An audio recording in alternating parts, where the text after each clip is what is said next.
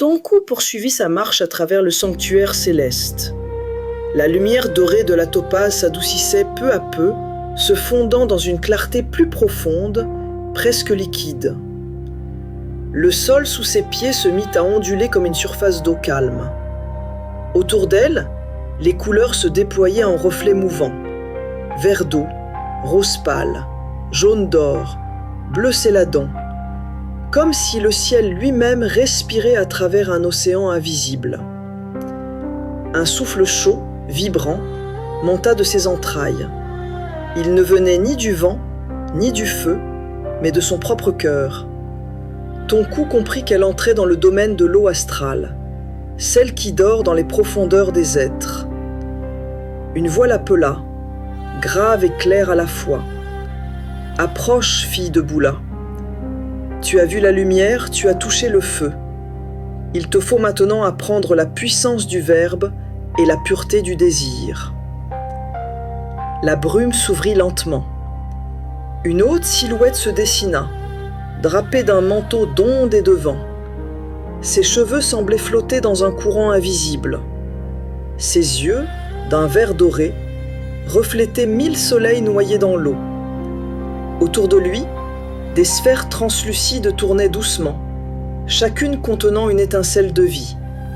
Des mémoires humaines, des promesses inachevées, des émotions oubliées. Je suis Kimbasi Tadiga, gardien du béryl de l'aigle marine. Je veille sur les forces vitales et sur le souffle sacré de la parole. De sa main ouverte jaillit une pierre d'un éclat tendre, oscillante entre le bleu et le vert clair. Elle semblait respirer. L'air vibra doucement et Tonku sentit dans sa gorge une chaleur nouvelle, une énergie fluide, charnelle, vivante. Le guide poursuivit. Cette pierre canalise la puissance du Mwelo Mukumba, centre des forces vitales et de la régénération. Elle fait rajeunir car elle purifie à la fois le corps et la parole. Elle est l'emblème vibrant de la charité et de l'amour spirituel. Elle t'enseignera à parler non pour convaincre, mais pour bénir. Devant eux, une rivière d'argent s'ouvrit. Sous sa surface, Tonku vit des formes mouvantes, serpents et aigles entrelacés, s'élevant et s'abaissant dans une danse circulaire. Le regard de Kimbasi Tadiga se fit plus profond. « Regarde, dit-il, Nzao le scorpion possède 2 visages. Celui du serpent, qui rampe dans les passions humaines, et celui de l'aigle, qui s'élève vers la vision claire. L'un détruit, l'autre recrée. À toi d'unir ces 2 forces, car la vraie transmutation naît de la réconciliation des contraires. » Tonku ferma les yeux. Un tourbillon de chaleur et de lumière se déploya dans son ventre. Des souvenirs enfouis remontèrent, des désirs étouffés, des paroles jamais dites, des colères muettes. Tout ce qu'elle avait refoulé s'ouvrait comme une fleur obscure. Alors, la pierre se posa d'elle-même sur sa langue et un frisson la parcourut. Des images naquirent dans son esprit. Des eaux anciennes, des temples engloutis, des enfants riant sous la pluie, des couples s'unissant sous un ciel d'orage. Puis la voix de Tadiga résonna à nouveau, plus douce, presque paternelle. « Ne fuis pas ton feu intérieur. L'énergie sexuelle n'est pas une faute, mais une source de vie. Lorsque tu l'élèves, elle devient lumière. Lorsque tu la pervertis, elle devient poison. Tadiga transforme la passion drute en amour créateur, le désir en compassion, la parole en flamme divine. » Tonku sentit alors que son souffle changeait de rythme. Chaque inspiration devenait un chant. Sa gorge vibrait comme un instrument sacré, et sa voix intérieure résonnait dans tout son être. Les eaux astrales s'ouvrirent autour d'elle, révélant un immense vortex d'énergie bleutée. Au centre, un aigle d'or s'éleva, ses ailes couvertes de lueurs vertes et rosées. « Voici ton double, » dit Tadiga. « Le serpent que tu étais s'est mué en oiseau solaire. Désormais, ta parole aura le pouvoir de guérir et de réveiller. Mais souviens-toi, le Verbe est un feu. Il libère ou il détruit selon la pureté de celui qui le porte. Alors, le guide leva la main. Un rayon jaune d'or descendit du ciel et se posa sur le front de ton cou. Son corps entier vibra comme une harpe d'eau et de lumière. Elle vit en elle les rivières de sang et d'énergie s'unir dans un même courant. La peur se dissipa. Une paix immense la submergea. Tu es désormais l'aigle des profondeurs, celle qui parle avec justesse et compassion, celle qui voit à travers les eaux du monde. Ta voix sera ton arme, ton baume et ta prière. Quand ton cou rouvrit les yeux, le sanctuaire s'était transformé en un océan de lumière vivante. Les pierres sacrées chantaient en silence.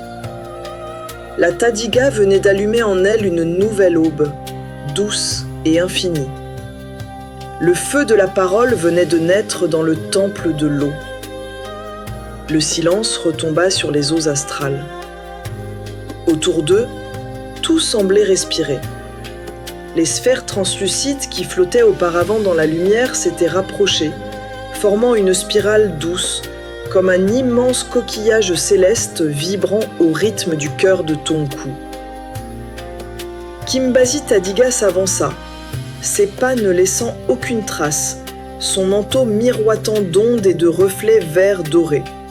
« Regarde ton cou, murmura-t-il. Voici la mer de ton inconscient. Chaque goutte qui t'enveloppe porte un souvenir, une peur, un élan refoulé. Rien de ce qui fut n'est perdu. Tout dort, en attente d'être libéré par la parole juste. » Il leva la main. L'eau autour d'eux s'éclaira et montra des images mouvantes. L'enfant qu'elle avait été, riant dans les champs de Boula. L'adolescente muette, effrayée par le pouvoir de sa propre voix. La femme qu'elle était devenue, encore partagée entre le doute et la foi. Toutes ces versions d'elle-même se regardaient, reliées par un fil de lumière bleutée. Le béryl n'est pas seulement une pierre, expliqua le guide. C'est un miroir où l'âme se voit sans mensonge. Quand tu la poses sur ta langue, c'est le ciel qui goûte ta vérité. Dis-moi donc, ton cou, quelle est la parole que tu n'as jamais dite ? Un souffle chaud monta de sa poitrine vers sa gorge. Son premier mot fut une vibration hésitante, presque un soupir. « Je veux aimer sans craindre de me perdre. » Alors l'eau autour d'elle prit une teinte rose et or, et la pierre dans la main du guide se mit à briller d'un éclat tendre. Kimbasi Tadiga sourit. Voilà la première vérité. L'amour n'est pas possession, mais respiration. Tant que tu retiens ton souffle, tu n'aimes qu'à moitié. Respire et parle, car le verbe est le souffle devenu musique. Il toucha du doigt le centre de sa gorge. Une onde douce se propagea dans tout son corps. Ton cou sentit que quelque chose se déliait en elle. Les mots longtemps tus, les émotions bridées, la honte des désirs anciens. Son corps devint fluide, vibrant, traversé de chaleur et de fraîcheur mêlées. Un chant s'éleva sans qu'elle ne l'ait voulu. Un son cristallin, pur, qui faisait frémir les eaux et les étoiles au-dessus. « C'est ta voix d'origine, dit le guide. Elle vient du Muelo Laka, le centre où le feu du verbe rejoint l'eau du cœur. Quand tu parleras désormais, chaque mot portera la mémoire des mondes. » Alors il s'agenouilla devant elle et plongea ses mains dans la rivière d'argent. De ses paumes jaillit un filet de lumière liquide qu'il fit couler autour de son cou, formant un collier vivant d'aigues marines et de rosée. Par ce sceau, je lis ton souffle au souffle divin, ton désir à la compassion. Tu ne parleras plus jamais pour dominer, mais pour révéler. Ce collier est ton pont entre la chair et l'esprit. À travers lui, le serpent devient aigle et l'eau devient feu. La lumière grandit. Le corps du guide se mit à se fondre dans l'espace, ne laissant plus qu'une vibration dorée et bleutée. Son visage se mêla à celui des eaux, puis disparut. Mais sa voix, désormais intérieure, continuait de résonner. Chaque fois que tu douteras, touche ta gorge et souviens-toi. La puissance n'est pas dans le cri, mais dans la clarté. Que ton verbe soit transparent comme l'eau, libre comme le vent, et brûlant comme Zola l'amour pur. Ton cou resta là, seul dans la mer de lumière. Elle posa la main sur sa gorge. Le collier d'aigues marines vibrait doucement, comme une respiration éternelle. Son esprit plongea alors dans un silence immense, non plus vide, mais peuplé de présence. Elle savait que Kimbasi Tadiga ne l'avait pas quittée. Il coulait désormais en elle, dans son souffle et dans ses mots. Et tandis que la mer s'ouvrait lentement pour laisser apparaître une nouvelle aurore au loin, Tonku sentit que sa voix serait désormais l'instrument du Zola, un canal d'amour et de vérité. Son initiation n'était pas terminée. Elle venait seulement de commencer à parler au nom de la source.